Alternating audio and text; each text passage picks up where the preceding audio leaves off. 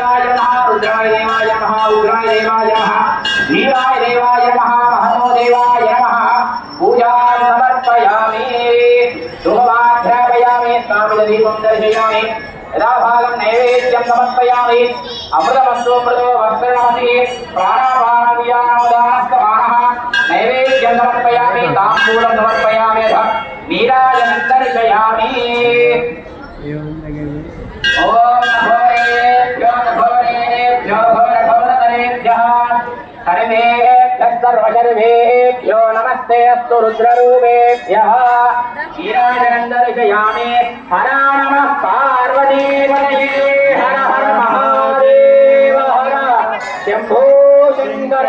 तत्पुरुषाय विद्महे महादेवाय धीमहि तन्नो रुद्रः प्रचोदयात् गणाम्बिकाय विद्महे महादेवाय धीमहि तन्नो गौरी प्रचोदयात् मंत्रपुष्पं समर्पयामि आत्मप्रार्थना प्रदक्षिणा नमस्कारादि सर्वोपचार पूजां समर्पयामि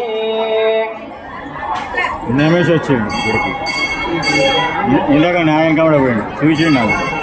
అని మందలే అయ్యా అందరూ కూడా అయ్యా స్వామికి వెనుక వైపున అందరూ కూడా స్వామి ముందు నడవాలి తర్వాత మనం వెనక నడవాలి ఎందుకంటే ఈ యొక్క కార్తీక పూర్ణమి రోజున జ్వాలాతోరణ కార్యక్రమం చేయడం చాలా విశేషము జ్వాలాతోరణం అంట ఎందుకంటే ఈ జ్వాలాతోరణ ఇంటి అగ్ని ద్వారా మనము ఈ యొక్క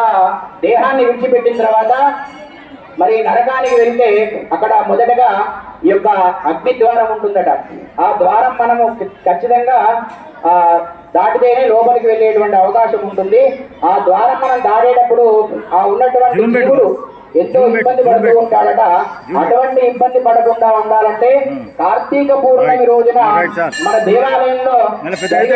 జ్వాలా తోరణాన్ని పరమేశ్వరుడు దాటిన తర్వాత మనం దాటితే అక్కడ దాటేటువంటి ఆ యొక్క బాధ మనకి ఉండదట ఆ యొక్క పరమేశ్వరుడు మనం అనుగ్రహించి కైలాసానికి మనల్ని తీసుకువెళ్తారట కనుక స్వామి ముందు తర్వాత మనం వెనక లేకపోతే మనమే ముందు తర్వాత స్వామి ఇక్కడ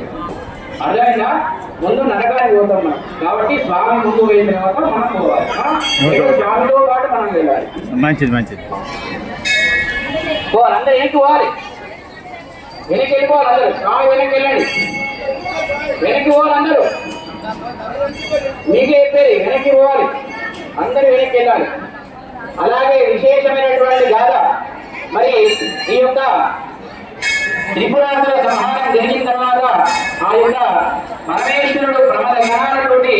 ఆ యొక్క కైలాస పర్వతాన్ని చేరు